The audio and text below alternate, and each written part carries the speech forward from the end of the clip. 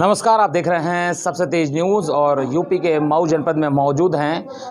2 दिनों पूर्व उत्तर प्रदेश की राजनीति में कुछ हलचल आई और हलचल यूं कि सुभाषपा और समाजवादी पार्टी के राष्ट्रीय अध्यक्ष आपस में मिलने के बाद उन्होंने क्या कुछ कहा और उसके बाद ओम प्रकाश राजभर ने बताया अपनी प्रेस वार्ता में कि 27 अक्टूबर को रतनपुरा के हल्दरपुर मैदान में एक रैली होगी जिसमें अखिलेश यादव भी शामिल होंगे और वहीं गठबंधन का ऐलान भी होगा। चूँकि मऊ जनपद इसलिए प्रमुख हो जाता है क्योंकि यहाँ रैली होनी है 27 को। इससे पूर्व हमारे साथ मौजूद है भारतीय जनता पार्टी के जिलाध्यक्ष, मैं कैमरामैन से कहूँगा उन्हें दिखाएं कि भारतीय जनता पार्टी के जिलाध्यक्ष प्रवीण गुप्ता जी हैं, उनसे बात करेंगे क्या कुछ असर पड़ेगा उनकी पार्टी पर। प्रवीण जी, बहुत स्वागत है सबसे तेज न्यूज़ में। दोनों पार्टियों के गठबंधन पे, एक जो आपके साथ कभी थे अब वो दूसरे खेमे में जा रहे हैं, तो आपका प्रथम रिएक्शन क्या होगा? देखिए, भारतीय जनता पार्टी का एक मूल मंत्र है सबका साथ, सबका विकास, सबका विश्वास और सबका प्रयास।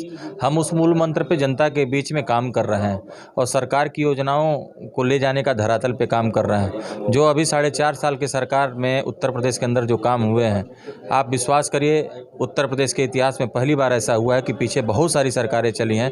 एक तब विकास हुआ था जब भारतीय जनता पार्टी की सरकार चल रही थी उत्तर प्रदेश के अंदर, और एक कब हुआ है, कल्याण सिंह जी की सरकार को, माननीय राजनाथ सिंह जी की सरकार को, राम प्रकाश गुप्ता जी की सरकार को आज भी लोग याद करते हैं। उसी तरीके से परम पूज्य योगी आदित्यनाथ जी की जो सरकार चल रही है, आम जनमानस में छवि अच्छी है, हम सबके लिए काम कर रहे हैं। इस नाते हम जनता के बीच में जा रहे हैं और अपने पक्ष में बात कर रहे हैं। 2017 में ओम प्रकाश आपके साथ थे, ओम प्रकाश राजभर। आज 2022 का चुनाव, कुछ दिन बचे हुए हैं, ओम प्रकाश आपके साथ नहीं है, क्या कुछ असर पड़ेगा इस पर हम जानना चाहते हैं। देखिए, वो तो खुद पीछे के दिनों में मीडिया के सामने, आप सभी मित्रों के सामने उन्होंने अपनी बात रखी थी कि जहां मुझे फ़ायदा मिलेगा वहां हम जाएंगे।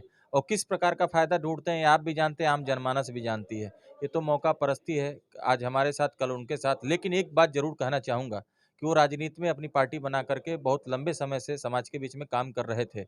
लेकिन भारतीय जनता पार्टी के साथ 2017 में उन्होंने जब गठबंधन किया, तो भारतीय जनता पार्टी ने उनको सम्मान देने का काम किया, उनको विधायक बनाने का काम किया, उत्तर प्रदेश सरकार में कैबिनेट मंत्री बनाने का काम किया। हमारे साथ जो भी जुड़ता है हम उसको सम्मान देते हैं, क्योंकि हमारी पद्धति है, हमारे संस्कार हैं इस तरीके के। बाकी आगे किस तरीके से उनका समझौता हो रहा है उसके बारे में तो वो जानते हैं, और जिससे समझौता कर रहे हैं वो जानते हैं।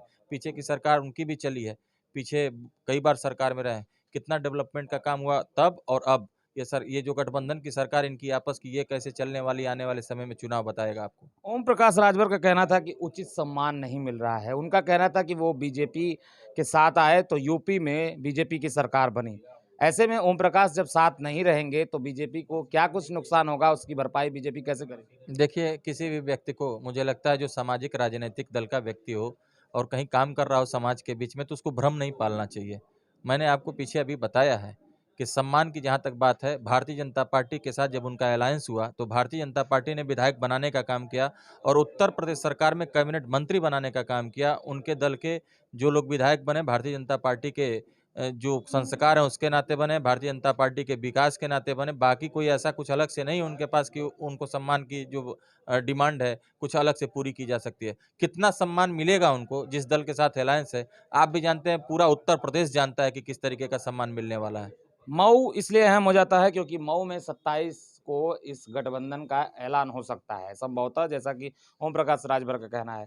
ऐसे में संगठन के रूप में उस भरपाई, उस नुकसान की भरपाई, चूंकि ये पूर्वांचल का इलाका है, यहाँ पे राजभर जो वोट है उसको सहेजने के लिए भारतीय जनता पार्टी क्या कुछ कर रही है? देखिए, हम सभी लोग भारतीय जनता पार्टी के लोग सर्वधर्म समभाव को मानने वाले लोग हैं, वसुधैव कुटुंबकम के मूल मंत्र को लेके चलने वाले लोग हैं और अंत्योदय के सिद्धांत पे चलते हैं।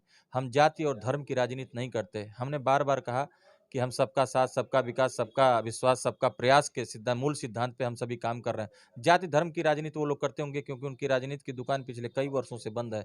हम सभी राजनीति को दुकान नहीं, सेवा ही संगठन हम सबका मूल मंत्र है। सेवा के माध्यम से जनता के बीच में सेवा दे रहे हैं।